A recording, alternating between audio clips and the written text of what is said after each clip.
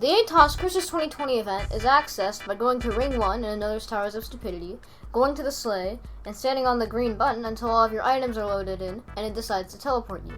After that, you have to go and beat 3 of the steeples, and then after that, you go to the boss present, and then you go up the truss, and then into the portal that lets you go to the boss. Wave 1. For Wave 1, you have the noob, the gingerbread man, and the present man. The noob has a very low amount of health and a high amount of damage. It attacks with a sword. The main strategy for attacking and killing the noob is to just stay out of the range of its sword and attack its left arm. The gingerbread man has a low amount of health, does a medium amount of damage, and it attacks with a candy cane sword. The strategy for killing the gingerbread man is the same as the noob. The present man has a low amount of health, does a medium amount of damage, and attacks with a retextured sword. The strategy for killing the present man is the exact same as the gingerbread and the noob. Wave 2. The 2 enemies introduced in Wave 2 are the SOPT bomber, named so because it looks like SOPT and it throws a bomb, and then you also have the snowman, which is a snowman. The SOPT bomber has high health, does a medium amount of damage, and throws bombs infrequently. This is what it looks like whenever it's in battle and throwing a bomb. The amount of damage it does is negligible enough and infrequent enough that you really don't need to worry about it. The strategy for the SOPT bomber is to attack it head on and try not to get hit by a bomb, because while it does do a negligible amount of damage, it is still a good amount of damage, so you do want to avoid it. The man has medium health and deals medium damage. What it does is that it throws a snowball every few seconds. This is what it looks like in battle. The player should not worry about the snowman because 1. The snowballs are infrequent enough,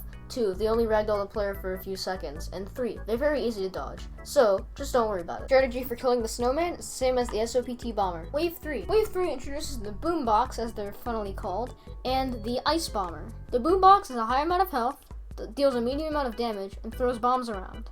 It does the same amount of damage as the SOPT bomber. This is what it looks like in battle. Note that it fires multiple bombs, and that each bomb does as much damage as SOPT bomber's bomb. The strategy for attacking it is the same as SOPT bomber. The ice bomber has the same amount of health as SOPT bomber, and also deals the same amount of damage as SOPT bomber. This is what it looks like in battle. Note that its attack pattern is the exact same as SOPT bomber. However, the bomb can freeze the player. The strategy for attacking it is the exact same as SOPT bomber. Wave 4. Wave 4 introduces 2 enemies, the present head and the cocoa mug. Present head has a very high amount of health and it has an unknown damage. The reason it's unknown is because I haven't been hit by it, and nor did I let the statue get hit by it.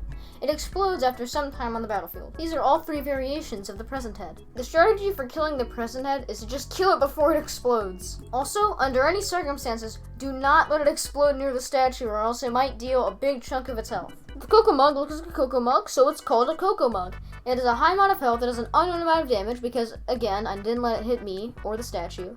And its attack is that it spills hot cocoa in a puddle around it with a certain radius every once in a while. This is what it looks like in battle. Note, do not let the cocoa mug spill any cocoa on the statue, because it might be a lasting effect, like a lingering potion in Minecraft, where it just continually deals damage to the statue. And that'd be very bad, because you'd lose a lot of health very quickly if that happened. So under any circumstances, do not let the cocoa mug splash its cocoa onto the statue. Wave 5.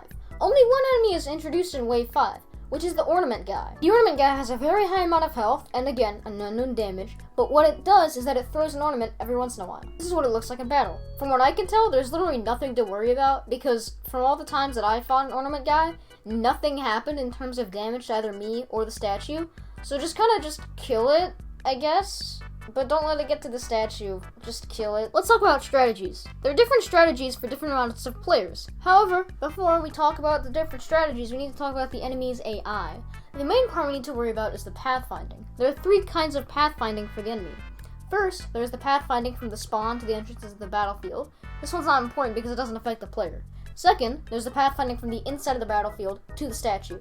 The enemy just takes a beeline to the statue in an attempt to damage it, nothing special. Third, there's the pathfinding to the player. This only happens whenever the player is within a certain radius of the enemy. Whenever to this third state, it drops all other options, and the action of getting within this radius and drawing the enemy's attention is called aggro. What you want to do is keep the enemy away from the statue, so you aggro it and make it follow you instead of damaging the statue. For 1 player, don't even try. For 2 players, don't even try. For 3 players, now that's where things start getting possible. And 4 players and beyond is just really easy. So first, I'll cover 4 players. 4 players is just a really simple strategy. Everybody takes 1 entrance to the battlefield and then just kills the enemies that come through, and you win. That's it. That's all you do. However, the 3-player strategy is a bit more complex. Each side of the map has 1 or more spawns that enemies can spawn out of and go to the entrance of the battlefield from, and all of these spawns have an equal chance of spawning an enemy. So therefore, what you want to do is you want to take your most skilled sword fighter and leader of the group who knows the strategy the best, and stick them between 2 spawns, preferably the 2 spawn side and the 1 spawn side. And then you put the other players on the 3 spawn and the 3 spawn side. Now, some strategies for actually, like, killing the enemies are as follows. So, sometimes what you want to do is you want to, like, swing your sword back and forth by just kind of, like, shaking your mouse left and right really quickly. Sometimes that does more damage for some reason because of Roblox, I guess. I don't know.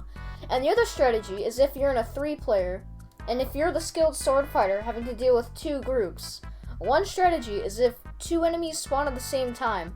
Aggro one away from the statue and then towards the other enemy, so that neither the enemy that's following you and is aggroed and neither the enemy that you just walked to with the aggroed enemy can attack the statue, because now they're both aggroed to you, and you can do double damage because you're hitting both of them at once. So I mean, that's really it. Just use those strategies in the AToS boss and you'll be beating it in no time. You know, you gotta get a group of 3 or a group of 4. And just do what I said, keep it to mind, the enemy's attacks and abilities, and you'll be all good for the boss. So yeah, if you have any questions or concerns about, other things that I didn't mention, I'll leave them in the comments.